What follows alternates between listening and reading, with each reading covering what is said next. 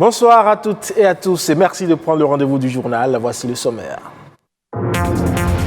Une nouvelle ère s'ouvre pour les systèmes financiers décentralisés au Bénin. Un programme de formation à distance a été initié à l'endroit des acteurs du secteur pour une meilleure maîtrise des systèmes fonctionnels.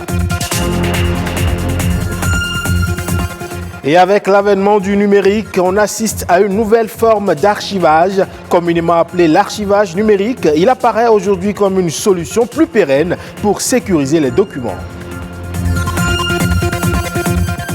Enfin, direction le marché des jeux vidéo qui explose dans le monde, notamment avec l'avènement du Covid-19. En Afrique, malheureusement, ce marché peine encore à prendre. Cela pourrait-il changer? Rodrigue Babagweto nous dira tout à l'heure.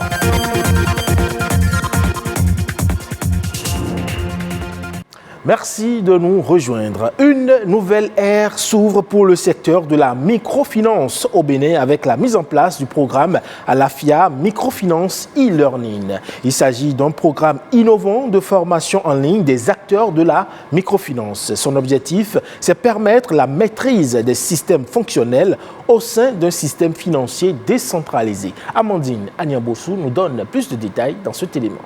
Alafia Microfinance e-learning, c'est un programme de formation en ligne des acteurs de la microfinance. Ce programme de cours à distance complète le programme présentiel pour former un bon package pour les SFD. Il met un accent particulier sur les mécanismes d'appui aux apprenants, des mécanismes reposant sur le tutorat des apprenants. L'objectif du programme est d'accroître le professionnalisme et la productivité des ressources humaines des institutions de microfinance. Notre joyau, qu'est le programme AMEL de formation en ligne, vient renforcer l'offre de formation professionnelle du consortium Alafia. Grâce au projet ADAPAMI, nous sommes désormais passés à 4 grandes catégories d'offres de formation au niveau de l'APSFT. À savoir des formations stratégiques, des formations certifiantes, des formations diplômantes et des formations qualifiantes que nous offre le programme AMEL. La formation est l'essence de tout succès. Et former les hommes, ce n'est pas remplir un vase, c'est allumer un feu. Ces formations ont l'avantage d'alléger considérablement les frais d'inscription, d'une part, et de lever les barrières liées au temps et à l'espace, d'autre part.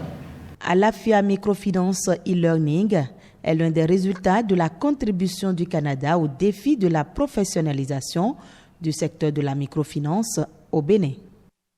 On parle à présent de l'archivage. Avec l'avènement du digital aujourd'hui, la profession d'archiviste a progressé et on parle désormais d'archivage numérique, un thème dont les enjeux et défis ne sont pas encore très bien appréhendés par les archivistes béninois. Bernus Amoussouga nous explique dans l'extrait à suivre ce qu'il faut comprendre par archivage numérique. D'abord, un archiviste, c'est celui-là qui collecte des documents, d'abord qui les identifie, qui les collecte, qui les traite, qui les stocke et qui les rend accessibles plus tard. L'archivage numérique, c'est une vraie entreprise et cette entreprise implique les archivistes et ces personnes travailleront de concert avec les informaticiens, réseaux et tout ce que vous savez pour fondamentalement mettre en place un bon système d'archivage numérique. Fondamentalement, avant de parler de l'archivage numérique, il y a des préalables. Et ces préalables-là commencent par une étude d'abord de faisabilité. Et cette étude nous permet d'avoir un certain nombre d'éléments pour organiser physiquement les documents. C'est dès lors qu'on a ces outils de gestion, qu'on a même le personnel à utiliser, les moyens matériels et financiers à mettre en place, qu'on peut passer à l'organisation physique. C'est quand on a fini ces étapes maintenant qu'on parlera de l'organisation de l'archivage électronique. Mais cet archivage se fait de deux manières. Vous avez les documents physiques qui sont dématérialisés et il y a également les documents qui sont nativement numériques. Dès lors que vous avez ces deux documents, vous les collectez, vous les mettez sur une plateforme, vous les organisez en fonction, bien évidemment, de l'organisation qui avait été préétablie au moment où l'étude a été déjà faite. La cheville ouvrière de cette œuvre-là, c'est l'archiviste. Il y a beaucoup de personnes qui entrent en ligne de compte, mais il est quand même très important, très capital de mettre l'archiviste au cœur de cette initiative.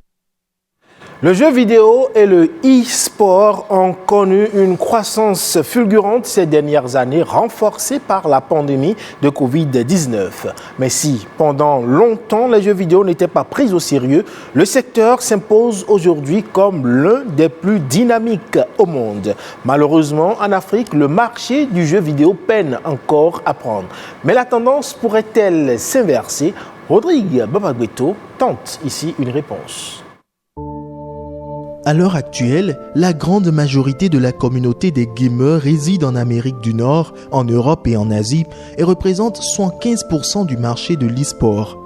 Pourtant, l'Amérique latine et l'Afrique sont les régions où la croissance est la plus rapide. Aujourd'hui, du Sénégal à l'Afrique du Sud, en passant par le Nigeria, le Cameroun et le Kenya, l'Afrique connaît un véritable élan pour le gaming et l'e-sport. Le continent africain compte aujourd'hui seulement 600 millions de passionnés de jeux vidéo, un nombre presque insignifiant sur les 2,7 milliards de gamers enregistrés dans le monde. Mais d'après le média sénégalais Social Netlink, ce chiffre a été multiplié par 26 dans les 5 dernières années. Preuve que le secteur connaît une avancée. Il pourrait même connaître meilleure progression grâce à deux facteurs. En premier, la démographie. En 2050, encore près de la moitié de la population africaine aura moins de 25 ans, soit 2,4 milliards de potentiels gamers. En second lieu, il y a la pénétration de l'Internet. Elle est encore basse sur l'ensemble du continent. Elle est d'environ 40%, mais elle atteint des taux bien plus élevés dans certains pays. Au Bénin, le taux de pénétration Internet est encore d'environ 35% selon l'autorité de régulation des communications électroniques et de la poste ARCEP Bénin. Malgré tout ce nouvel engouement de la jeunesse africaine pour les jeux vidéo, le parc informatique du continent demeure assez peu moderne et les cyberattaques, elles aussi, progressent sur le continent. C'est pourquoi les gamers africains doivent se munir d'un antivirus léger qui ne mobilise pas trop de mémoire RAM, déjà bien sollicité par les jeux vidéo eux-mêmes. Selon le cabinet Superdata, l'industrie du jeu vidéo a généré 139,9 milliards de dollars en 2020, ce qui représenterait une hausse de 12% en un an. Niozo estime que le gaming devrait peser 192 milliards de dollars en 2022. En nouvelle brève à présent, au Nigeria, le gouvernement vient de lancer une nouvelle stratégie de développement de la filière œufs sur les 5 prochaines années. Cette feuille de route entend renforcer les capacités des acteurs sur le plan de l'élevage, des poules pondeuses et de la commercialisation. Elle compte également appuyer la coordination des activités au niveau des différents segments de la chaîne de valeur et promouvoir la consommation d'œufs dans le pays. Ce cadre devrait également permettre de parvenir d'ici 2026 à une production supplémentaire de 500 000 œufs destinés à la consommation, à l'exportation et à la transformation en poudre pour les besoins de l'industrie de la confiserie. Et pour la première fois en 10 ans, des touristes étrangers ont visité des sites en Libye. Après la chute de Mouammar Kadhafi en 2011, le tourisme est devenu un secteur fantôme dans ce pays. Désormais, la situation sécuritaire semble s'améliorer, ce qui permet une lente relance du tourisme. C'est l'endroit idéal pour ceux qui aiment les lieux peu touristiques. Le désert du sud-ouest libyen et la vieille ville de Ghat. La situation dans le pays s'améliore lentement. Après 10 ans de conflit, des touristes commencent à revenir. Mes amis me disaient « Tu veux venir en Libye ?» J'ai dit « Ok », même si j'avais un peu peur. Mais après ce voyage, je peux dire que la Libye est vraiment un endroit incroyable. Même avant la chute de Mouammar Kadhafi, il y a 10 ans, les touristes étaient peu nombreux ici. À l'époque, le régime autoritaire délivrait peu de visas.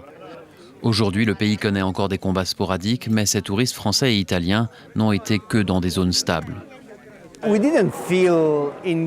ne s'est jamais senti en danger, mais c'est vrai que la plupart du voyage a eu lieu dans le désert, donc on n'était pas trop en contact avec la population. La Libye compte 5 sites classés à l'UNESCO et le gouvernement espère que le tourisme pourra aider au développement du pays.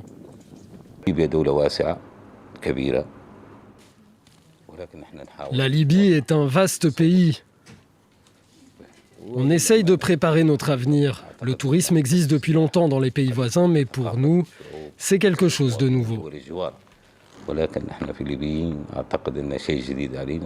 Mais on est encore loin d'un secteur touristique florissant. Le cessez-le-feu entre les factions de l'Est et de l'Ouest du pays n'a été signé que l'an dernier. Ce sera tout pour cette édition que vous pouvez retrouver sur le site de l'ORTB, www.ortv.bj. Portez-vous bien et à demain.